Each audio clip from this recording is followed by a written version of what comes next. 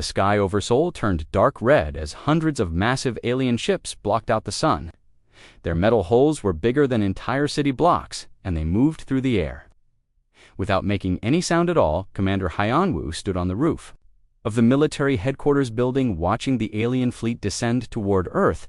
He had been waiting for this day for 20 years, ever since the first secret space missions detected the alien empire moving toward their solar system. The aliens called themselves the Vorthok Empire, and they had already conquered 43 different worlds across the galaxy.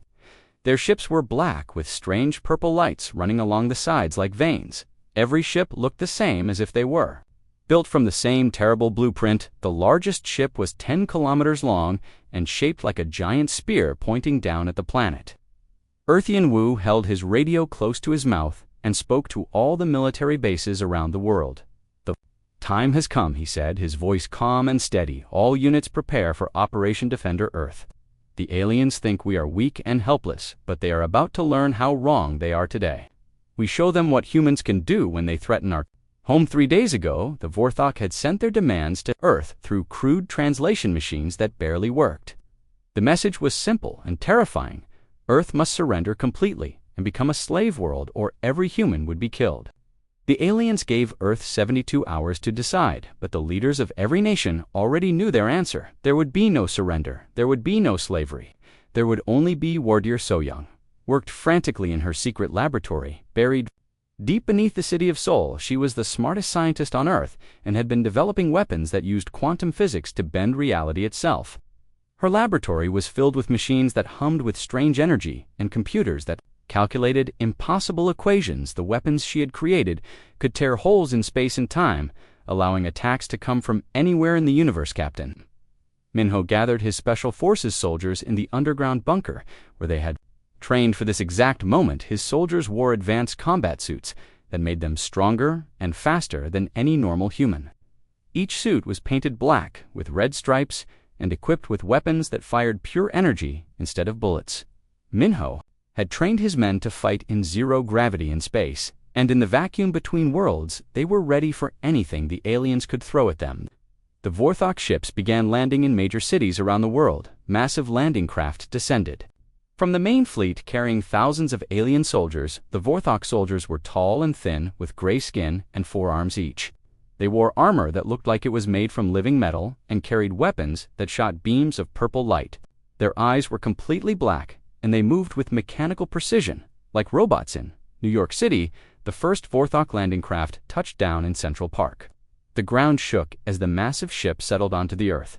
Alien soldiers poured out of the craft expecting to face primitive humans with simple weapons. Instead, they found the park completely empty. The humans had evacuated, but they had left something behind. Hidden beneath the trees were automated defense turrets that engineer Tajian had designed specifically to fight alien invaders.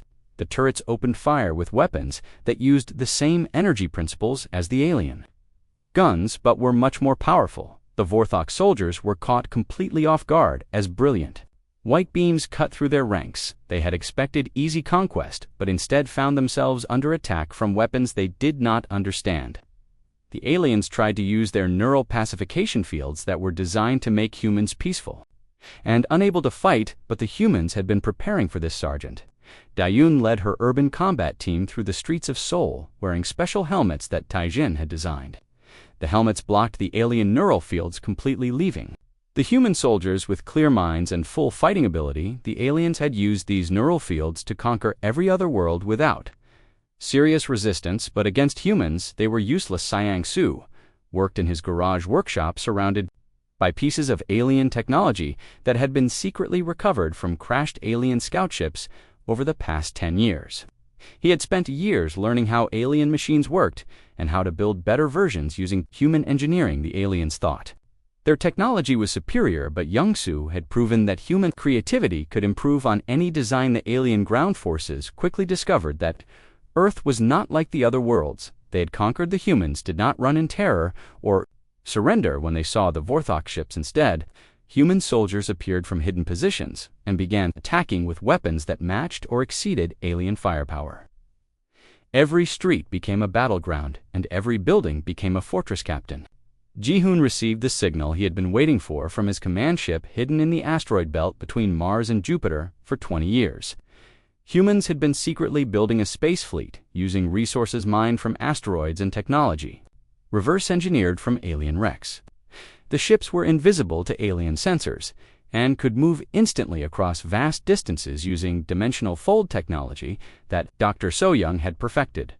The Vorthok fleet commanders were confident that their ground invasion would succeed within hours. They had conquered every other world in less than a day using the same tactics, but as reports came in from their landing forces, they realized something was very wrong. The humans were not surrendering.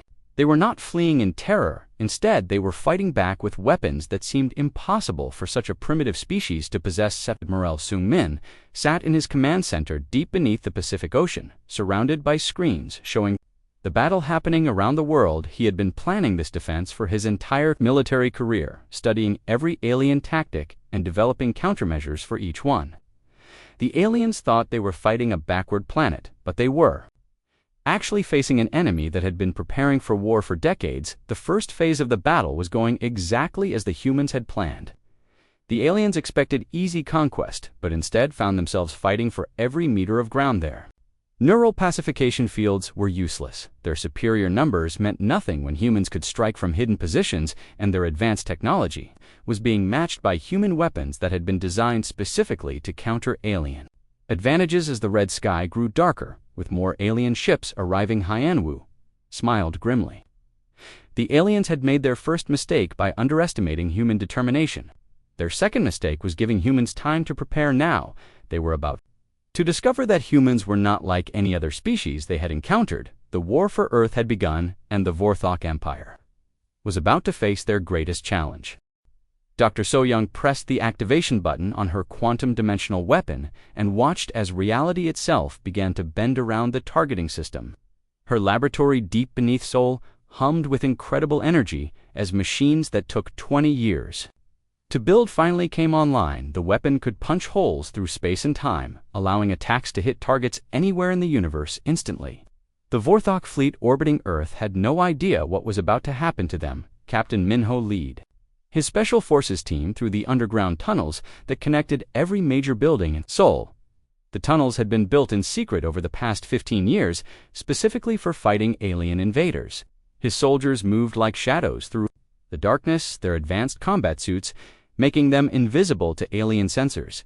Each soldier carried weapons that fired concentrated plasma beams, powerful enough to cut through alien armor. Like Papa the Vorthok, Ground Commander Warlord Krex stood in his command center, inside the largest landing craft, trying to understand why his invasion was failing. His neural pacification fields should have made all humans peaceful and unable to resist. Instead, human soldiers were attacking his forces.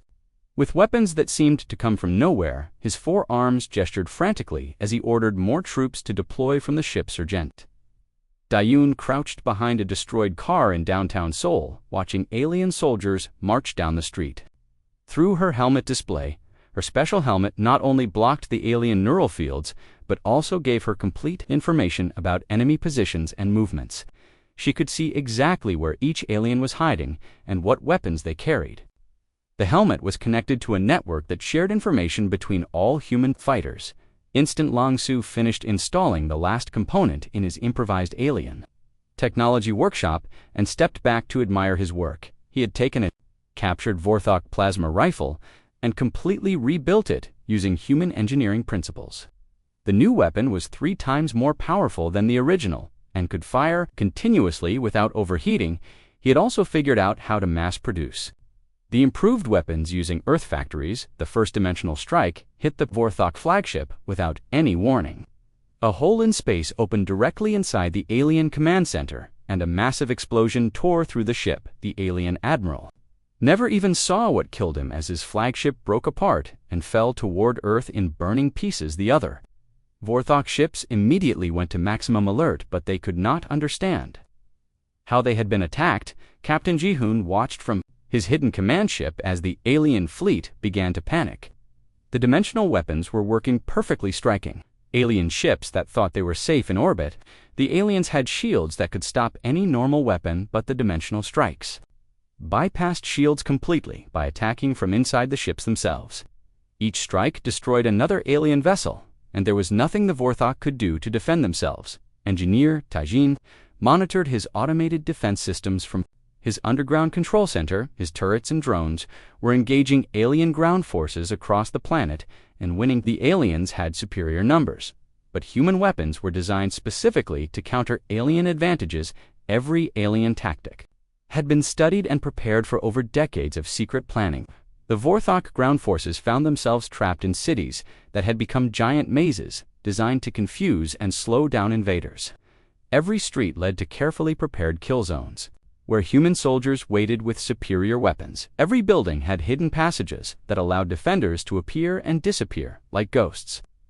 The aliens had conquered 43 worlds using the same tactics, but Earth was different from any world they had encountered. Admiral Sungmin coordinated the global defense from his command center. Watching as human forces gained the upper hand in every major battle, the aliens expected to fight primitive humans with simple weapons, but instead faced an enemy that had been preparing for interstellar war for 20 years. Every human soldier knew exactly what to do because they had trained for this exact scenario. Thousands of times, Dr. So-young activated the second phase of her dimensional weapon system and targeted the alien supply ships that were trying to bring reinforcements from orbit. The quantum targeting system locked onto 12 ships simultaneously and fired the aliens, watched in horror as their supply fleet simply vanished into dimensional rifts that opened and closed in microseconds. Without supplies, the alien ground forces would run out of ammunition and food within days. Warlord Krex received reports from his commanders that made no sense. Human soldiers were appearing inside supposedly secure alien positions and destroying critical equipment. The humans seemed to know exactly where every important alien system was located and how to disable it most effectively. The alien commander had never faced an enemy that understood Vorthok technology better than the Vorthok themselves. Captain Minho led his team through the alien landing craft, using maintenance tunnels that engineer Taijin had mapped from studying captured alien ships. His soldiers planted explosive charges on the alien ship engines and weapon systems, while the alien crew had no idea humans were inside their most secure areas. The charges were timed to explode simultaneously, crippling the entire alien ground fleets. Argent Dayun received new orders through her helmet communication system and smiled grimly. The next phase of the battle was about to begin. She and her urban warfare specialists had spent years learning how to turn cities into weapons against invaders. Every building, every street, every tunnel had been prepared as part of a massive trap that would close around the alien forces. Su watched his production lines begin mass-producing the improved alien weapons that he had designed. Human factories that had been secretly converted for military production were now turning out weapons more advanced than anything the Vorthok possessed. The aliens thought their technology gave them an advantage, but human engineering had made their own weapons obsolete. Dimensional strikes continued hitting alien ships faster than the Vorthok could retreat. Dr. So-young's weapon system was automatically targeting and destroying every alien vessel in Earth orbit. While the aliens could not even locate where the attacks were coming from, the Vorthok fleet that had seemed invincible was being systematically destroyed by weapons that attacked from impossible angles. Captain Ji-hoon gave the order for the second wave of dimensional strikes to begin. These attacks targeted the alien communication systems and command structures on every ship simultaneously. The Vorthok fleet suddenly found itself blind and unable to coordinate their retreat as one by one their ships lost contact with each other. The alien ground forces realized they were cut off from their fleet as communication with orbit was completely severed. Warlord Krex tried to establish contact with his ships, but received only silence.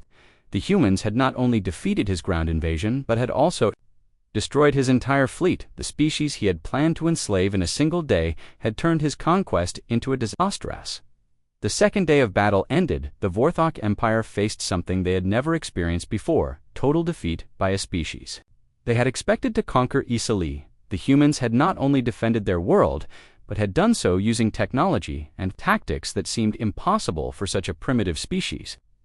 The war was far from over, but already the balance of power had shifted completely. Commander Hyanwu stood in the captured Vorthok command center studying the alien star maps that showed the location of every world in their empire, 50 star systems, and kept detailed records of every conquered world, including their populations, resources, and defensive capabilities. Now these maps belonged to humanity and would be used to free every enslaved species. Dr. So-young worked frantically. To adapt her dimensional weapons for long-range strikes across interstellar space, the quantum calculations were incredibly complex, but she had already proven that distance meant nothing to dimensional technology. Her new weapon systems could strike targets in other star systems as easily as hitting ships in Earth orbit. The Vorthok Empire was about to discover that nowhere in the galaxy was safe from human retaliation. Captain Ji-hoon received orders that made him smile with grim satisfaction. His hidden fleet was no longer defending Earth, but preparing to carry the war directly to alien worlds. The dimensional fold drives that Dr. So-young had perfected allowed human ships to travel instantly across vast distances without the aliens. Detecting their movement, the Vorthok would never see the human fleet coming until it was too late. Surviving Vorthok ground forces on Earth, with his fleet and his soldiers, were running out of ammunition, food, and medical supplies. Human forces had stopped attacking, and instead were language fluently and were using it to demoralize the trapped invaders. Engineer Tajin analyzed the captured alien technology and made discoveries that changed everything the Vorthok had been using. The same. Without any real innovation, their empire had grown powerful through conquest, not through technological advancement. Human engineers could improve on every piece of alien equipment, making it more efficient, more powerful, and more real. Expanded his weapons production to include captured alien factories that had been seized during the ground battles. The aliens had built manufacturing facilities on Earth, expecting a long occupation, but now these factories were producing improved weapons for human forces. The irony was perfect. The aliens were now supplying the weapons that would be used to destroy their own empire. Admiral Sungmin coordinated the first human strike beyond Earth, targeting the Vorthok supply depot at Proxima Centauri. The dimensional weapons hit the alien base without warning, completely destroying their main logistics center. The attack was so sudden and devastating that the Vorthok military command had no idea what had happened. They only knew that their most important supply base had vanished. In an instant, Sergeant Dayun led the interrogation of captured Vorthok officers using psychological techniques that had been developed specifically for dealing with alien minds. The aliens had expected to be the ones asking questions, but instead found themselves being expertly manipulated by humans, who understood their culture better than they understood it themselves. The information gathered from these interrogations revealed the locations of every major Vorthok military installation. The first liberated world was Kepler 442b, where the Vorthok had enslaved a species called the Zalani for over 50 years. Captain Minho led the liberation force that appeared without warning in the Kepler system. Human ships materialized around the planet and began attacking Vorthok installations while broadcasting messages of freedom to the enslaved population. The Zalani had never seen anything like human technology and watched in amazement as their oppressors were quickly defeated. Dear So-young, dimensional communication system allowed instant contact between Earth and the liberated worlds. That system worked by creating tiny dimensional rifts that could carry information faster than light across any distance. The Vorthok had always relied on slow communication methods that took months to carry messages between star systems, but humans could coordinate their entire war effort in real time. The Vorthok High Council on their home world of Vorthok Prime received the first reports of human attacks on their outer territories. The reports made no sense to them. A single primitive world had somehow destroyed their invasion fleet and was now attacking Vorthok installations across multiple star systems. The technology required for such attacks should have been impossible for any species to develop. Cap 359, where alien officers were trained, the human fleet appeared without warning and destroyed the entire facility along with 300 of the Empire most promising young commanders. The attack sent shockwaves through the Vorthok military as they realized that humans could strike anywhere at any time. Engineer Taejin coordinated the construction of human military bases on liberated worlds. Using a combination of human technology and improved alien equipment, the bases were built in hidden locations and equipped with dimensional weapons. that could defend against any Vorthok counterattack. Each base became a center for training newly liberated species in modern warfare. Nikuziansu established weapons manufacturing facilities on 12 different worlds, producing improved versions of Vorthok equipment for the growing human alliance. The liberated species were eager to help. Human engineering combined with alien resources created a military-industrial complex that could outproduce anything the Vorthok possessed. Second major victory came at the Vorthok fortress world of Regal 7. Strike that destroyed the fortress defenses in minutes. Human ground forces then landed and captured the facility, along with its vast weapons stockpiles. 6 hours Warlord Krex finally received permission to surrender from the Vorthok High Council, but Commander Hyan Wu refused to accept the surrender. The humans demanded that all Vorthok forces lay down their weapons and submit to human authority. The aliens who had come to enslave Earth were now being forced to surrender unconditionally to the species they had tried to conquer. The combined liberation force that included soldiers from 6 different species, all fighting together against their former oppressors. So-Young completed her analysis of Vorthok space technology and made a disturbing discovery: the aliens had been using the same and exploitation, not through innovation or scientific advancement. This explained why human technology had been able to surpass alien. After world was liberated by human forces, the aliens had built their power on the assumption that they would always be the strongest species in the. As human forces moved deeper into alien territory, preparing for the final assault on their home world, the Vorthok High Council gathered in their great chamber on Vorthok, primed for an emergency session that would determine the fate of their empire. The reports coming in from across their territory were all the same: human forces were appearing without warning, destroying Vorthok installations and liberating enslaved worlds at an impossible pace. In just 2 weeks, the humans had freed 37 worlds and destroyed half of the Vorthok. Military Fleet Supreme Commander Vexstar, the most powerful, his 4 arms gestured frantically as he tried to explain how a single primitive world had brought their empire to the brink of collapse. The humans possessed technology that seemed to violate the laws of physics, appearing anywhere in the galaxy instantly and striking with weapons that bypassed all known defenses. So-Young monitored the dimensional communication network from her laboratory on Earth, listening to transmissions from liberated worlds across the galaxy. The freed species were sharing information about Vorthok weaknesses and helping to plan new liberation missions. Each newly freed world provided intelligence about other enslaved species and the locations of Vorthok military installations. The network was growing stronger every day. Captain Ji-Hoon led the human fleet in a coordinated attack on the Vorthok industrial complex at Arcturus, where the aliens manufactured their most advanced weapons. The dimensional fold drives allowed the human ships to appear inside the heavily defended system.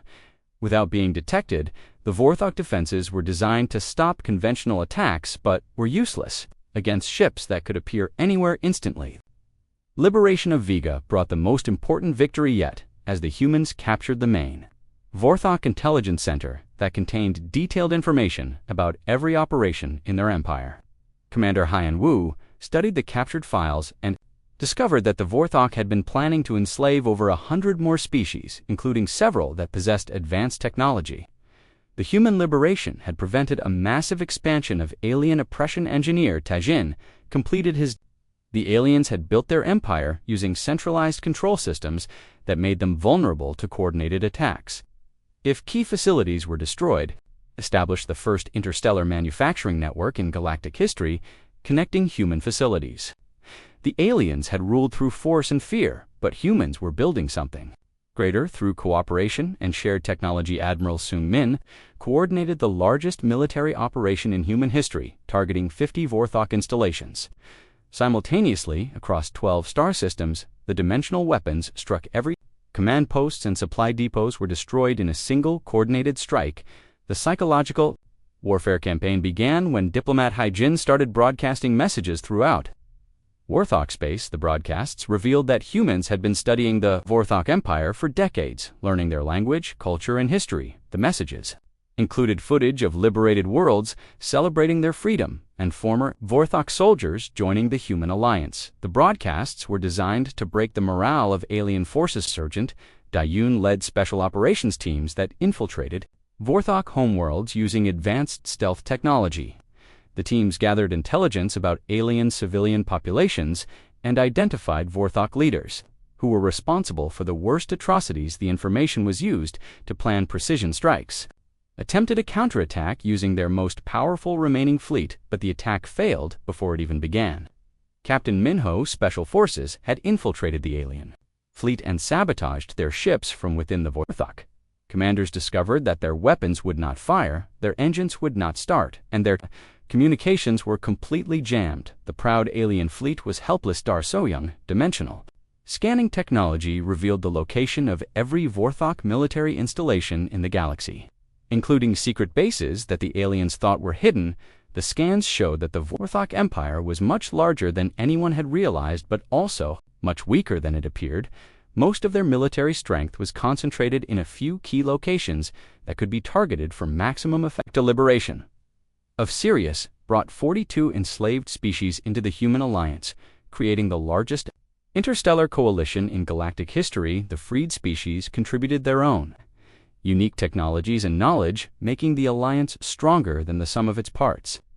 The Vorthok had always prevented their slaves from cooperating, encouraged cooperation, and shared advancement. Near Tajin completed construction of the first dimensional gateway network, allowing instant travel between allied worlds. The gateways used the same technology as the dimensional weapons, but adapted for transportation instead of destruction. The network connected all liberated worlds and allowed rapid deployment of human forces anywhere in the galaxy.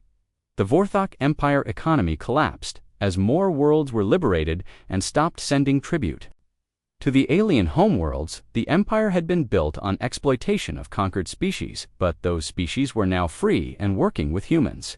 Instead, the aliens discovered that their civilization could not survive without slave labor and stolen shipyards capable of building vessels using technology from dozens of different species. The ships combined the best innovations from every member of the human alliance, creating. Vextar attempted to negotiate a ceasefire with human forces, but Admiral Summin rejected all proposals. The humans demanded nothing less than complete dismantling of the Vorthok Empire and trials for all alien leaders who had participated in enslaving other species.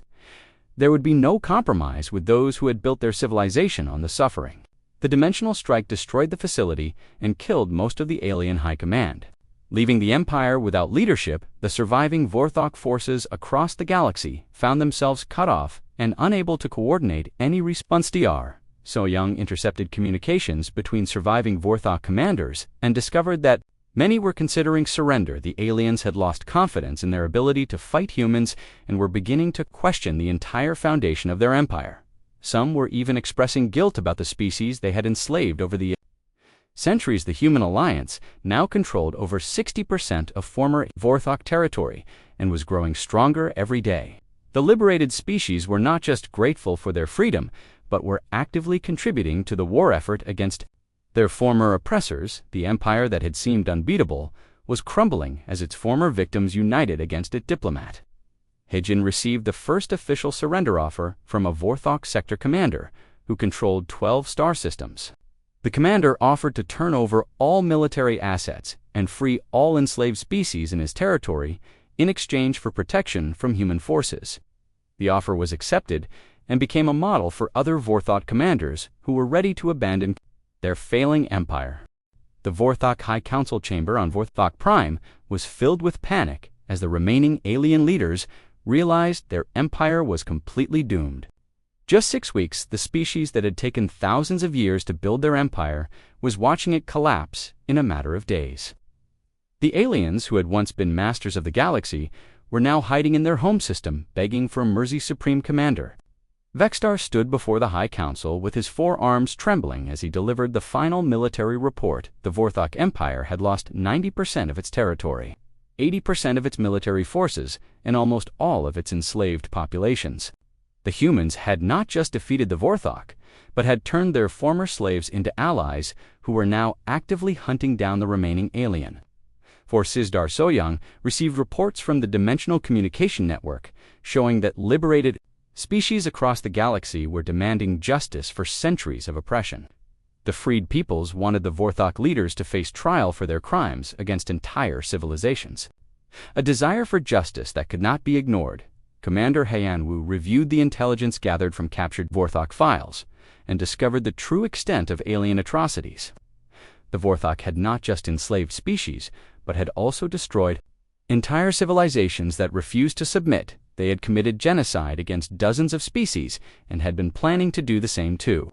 Humanity, the evidence was overwhelming, and demanded justice. The first group of Vorthok leaders attempted to negotiate a surrender through diplomatic channels, but their messages were intercepted by liberated species who had suffered under alien rule.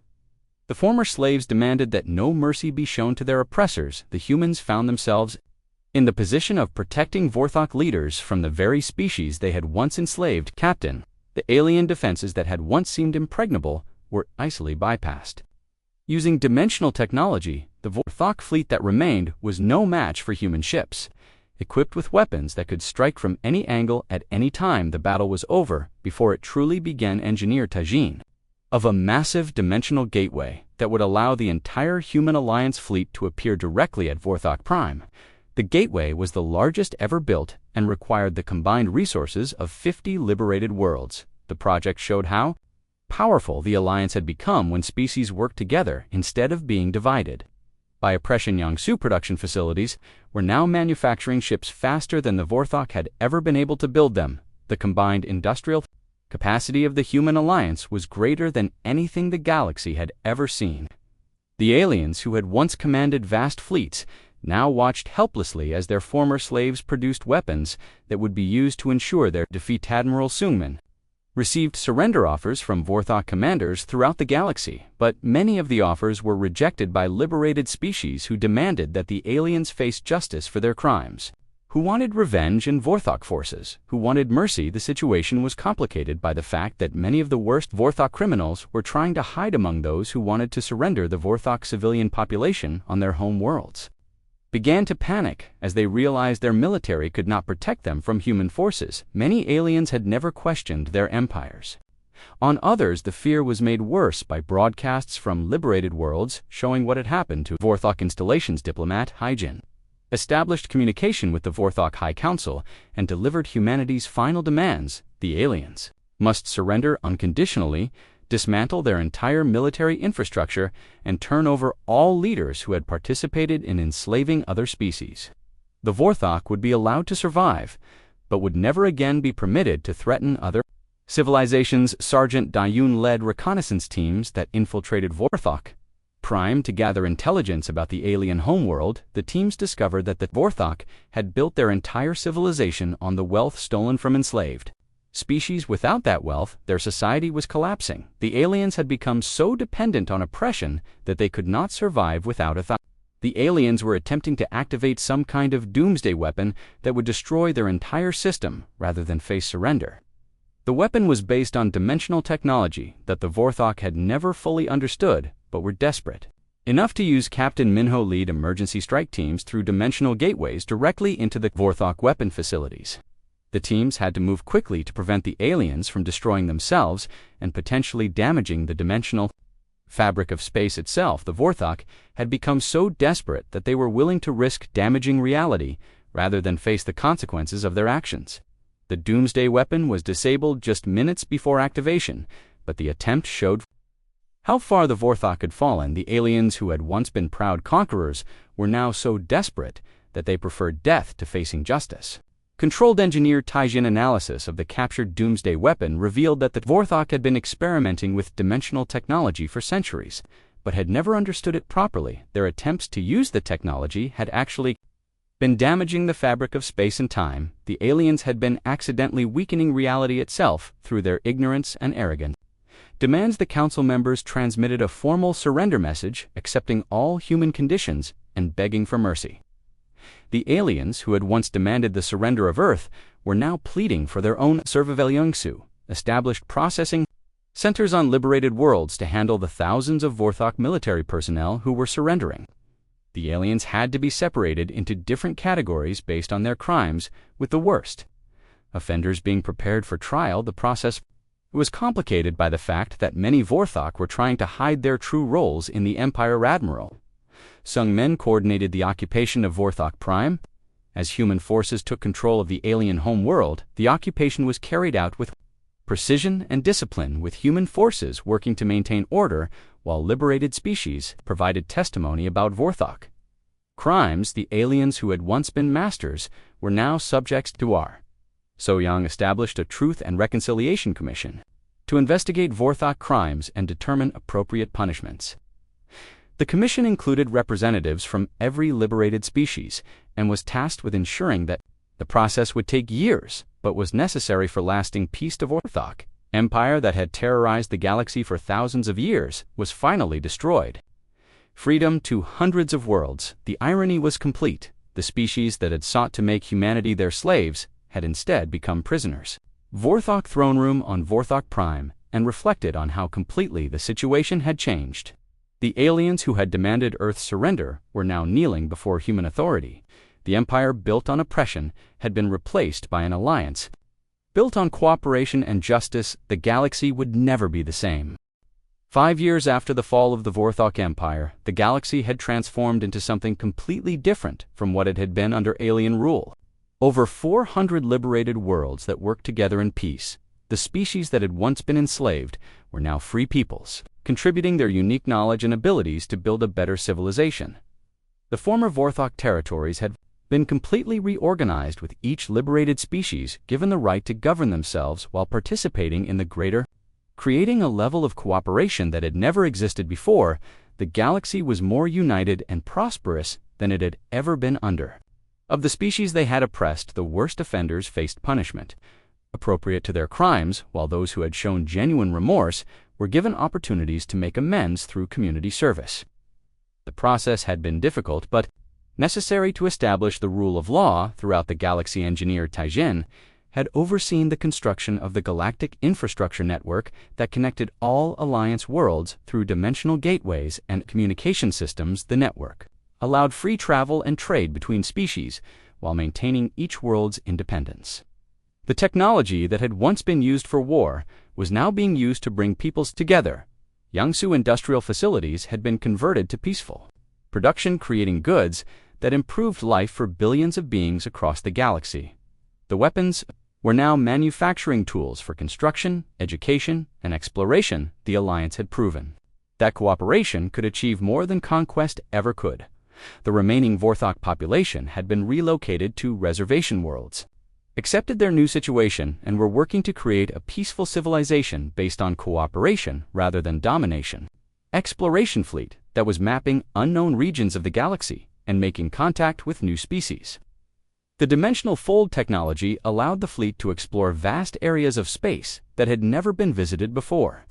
Each new discovery brought opportunities for peaceful contact and alliance membership. Admiral Sung Min had established the Galactic Peace Academy, where representatives from all Alliance species learned conflict resolution and cooperation. The Academy trained peacekeepers who could prevent conflicts before they became wars. The goal was to ensure that no species would ever again face the oppression that any remaining threats. The security forces were made up of volunteers from many different species working together to maintain peace. Dr. So-young had developed was being shared with all Alliance members, allowing each species to benefit from advances in science and technology faster than ever before. Because cooperation had replaced secrecy, Captain Minho established training programs where former had proven successful in helping some aliens transition from oppressors to productive members of society. The process showed that even former enemies could be redeemed. Through proper guidance, Diplomat Haijin had created the Galactic Council, where representatives from all Alliance worlds could discuss issues and make decisions together. The Council operated on principles of equality and mutual respect with each species, having an equal voice regardless of their size or power. The democratic process had proven much more effective than the Vorthok system of rule by force. Exploration fleets had discovered dozens of new species that had been hiding from the Vorthok Empire. These species were now emerging from isolation and joining the Alliance, bringing new knowledge and perspectives. The galaxy was becoming more diverse and vibrant as hidden civilizations revealed. Causing through their ignorant use of advanced technology, the Alliance had developed methods to repair the damage and prevent future problems. The galaxy was actually becoming more stable as proper dimensional technology was implemented. had established the Galactic Education Network that allowed all species to learn from each other. The network shared knowledge about science, technology, culture, and philosophy, creating a renaissance of learning throughout the galaxy. The Alliance was not just politically united, but was becoming intellectually united as well. The memorial worlds had been established to honor. And the importance of protecting freedom, the memorials ensured that the sacrifices made during the liberation would never be. The contacts had revealed that the Milky Way was not alone, and that other galaxies were interested in peaceful relations. The Alliance was preparing for eventual expansion beyond their home galaxy. The transformation was complete. The galaxy that had once been ruled by fear and oppression was now governed by cooperation and justice. The Vorthok Empire that had seemed invincible had been replaced by something far greater.